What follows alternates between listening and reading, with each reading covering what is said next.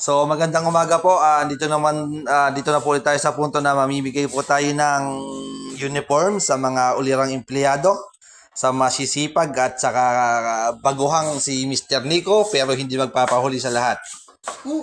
So ano pong masasabi niyo sa tela? Napakaganda po. Quality. Dry fit. Yan po ang tela na pinasadya pa po yan talaga. Nova wrapping. Opo. Yan po yung telang kapag malamig umiinit, kapag mainit lumalamig. So nag-a-adjust po siya depende sa temperatura ng iyong katawan.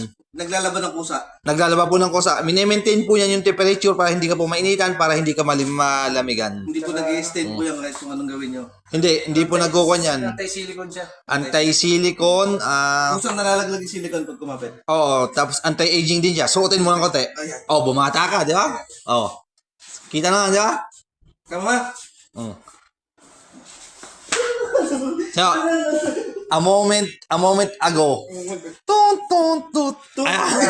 Na. Oh. Uy, bumata ka. Naging macho siya. Macho. Bumaba ng 3 kilo na 3 taon. Nabayat ako dito. Sabi ko sa'yo eh. Nakakapagod. Yeah, magic yan. Magic kasi yung tela na yan. Ano pong masasabi mo? Maraming salamat po sa Nova wrapping. Number 1.